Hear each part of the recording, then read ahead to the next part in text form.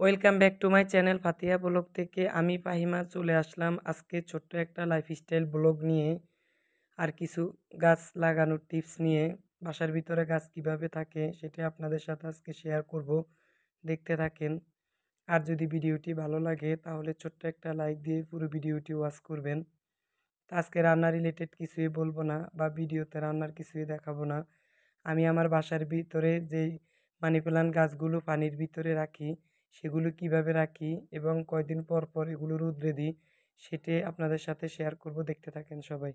তা আমি 2-1 দিন পর পরে গাছের পানি পাল্টিয়ে দেই, এতে করে নতুন পানি পেলে গাছের শিকড় গজাতে সাহায্য করে। আর একদিন পর পর আমি একটু রোদ্রে রাখি। আমার কিচেনের এই অংশটা দিয়ে অনেক রৌদ্র আসে, তো এই রোদ থেকে সালোক সংশ্লেষণ তৈরি করে এটা কিন্তু তাও শিকড় গজায় এবং পাতা বের হয় ছোট ছোট কলি। তা আপনারা চাইলে এভাবে কিন্তু এই গাছটা বাসার ভিতরে এভাবে রাখতে পারেন। আর মানি প্লান্ট গাছ বাসার ভিতরে রাখলে দেখতে কিন্তু মাসাল্লাহ অনেক ভালো লাগে। আর যে স্নেক প্লান্ট এই দুইটা আমি মাটিতে রোপণ করেছি, তো এগুলো আমি স্প্রে করি একদিন পর পর। স্প্রে করলে পাতা সতেজ থাকে। আর অল্প পরিমাণে পানি দেই, যেহেতু এগুলো বাসার ভিতরে থাকে তাই পানি কিন্তু বেশি পরিমাণে দেওয়া যাবে না। এই জন্য আমার এই গাছগুলো পানির ভিতরে প্রায় 7 থেকে 8 মাস। দেখেন কি সুন্দর পাতা গজিয়েছে, ভিতর থেকে শিকড়টা অনেক পরিমাণে দেখা যাচ্ছে। তো এই আরই, যদি আমার ভিডিওটি ভালো লাগে তাহলে আপনার বন্ধু এবং পরিবারের সাথে শেয়ার করে দেবেন।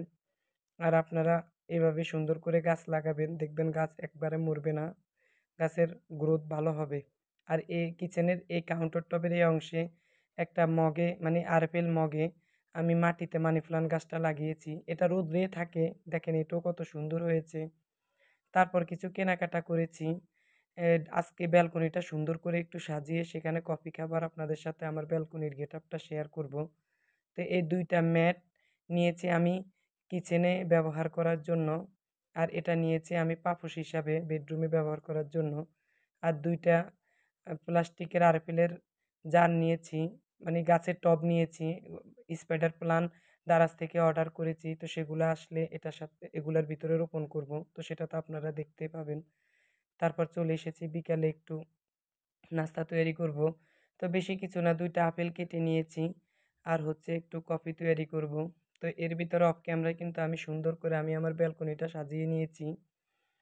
তো যারা আমার চ্যানেলে আজকে নতুন ভিজিট করছেন চাইলে চ্যানেলটা সাবস্ক্রাইব করে পাশে থাকতে পারেন। আর পাশে থাকা বেল বাটনে অল অপশনটা অন করে রাখবেন, যখন আমি কোনো ভিডিও আপলোড করব তখন আপনার ফোনে নোটিফিকেশন চলে যাবে আর আপনি দেখে নিতে পারবেন। আর আমার ভিডিওটি কিন্তু ফুল ওয়াচ করবেন, এটা কিন্তু একটা উপকারী ভিডিও শেয়ার করেছি, ছোট্ট একটা ভিডিও। তো আমি কফিটা এখন তৈরি করে নেব। তো কফি মেকার যেহেতু নাই, চামচ দিয়ে কফি তৈরি করলে তেমন একটা ফেনা হয় না আর খেতেও ভালো লাগে না। তো যেটা নেই সেটা নিয়ে তার কথা বললে হবে না। তো আমি এখানে 3 টেবিল চামচ কফি গুঁড়ো দিয়েছি। আর হাফ কেজি দুধ আমি চুলায় দিয়েছি, সেটা 250 গ্রাম হয়েছে, এটা গরুর দুধ। তো দুধের ঘনত্বটা যদি একটু বেশি হয় তাহলে কফি খেতে কিন্তু অনেক মজা লাগে। আর চিনির পরিমাণও আমি 3 টেবিল চামচ দিয়েছি। তো এখন ভালো করে একটু নেড়ে নিয়েছি। তো ছেলের কফিটা দিয়ে দেব, ও তো আবার ক্যামেরার সামনে খাবে না, আর মেয়েটা তো কফি খায় না, তো ও আবার আপেল খাবে। ওই যারা আমার ভিডিওটিতে এখনও দেখছেন কিন্তু এখনও মনের ভুলে একটা লাইক দেন নাই, প্লিজ আবারও বলছি ভিডিওটিতে একটা লাইক দিয়ে পুরো ভিডিওটি দেখবেন। আর কেউ স্প্যাম কমেন্ট করবেন না, সবার উপকার হবে। আমার কথাগুলো মনোযোগ দিয়ে শুনবেন সবাই। স্প্যাম কমেন্ট করলে কিন্তু সবারই অনেক ক্ষতি হয়, চ্যানেল ডাউন হয়ে যায়। তো এই যে আমার ব্যালকনির ফাইনাল লুক, ব্যালকনিটা মনের মতো সাজিয়েছি। তো সন্ধ্যার পরেই কিন্তু নাস্তাটা করতেছি।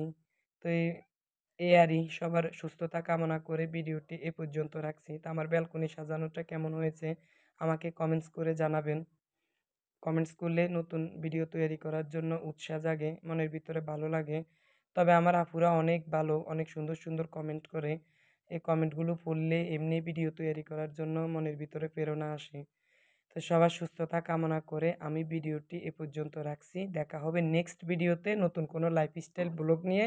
সে পর্যন্ত সবাই সুস্থ থাকবেন, ভালো থাকবেন। আল্লাহ হাফেজ।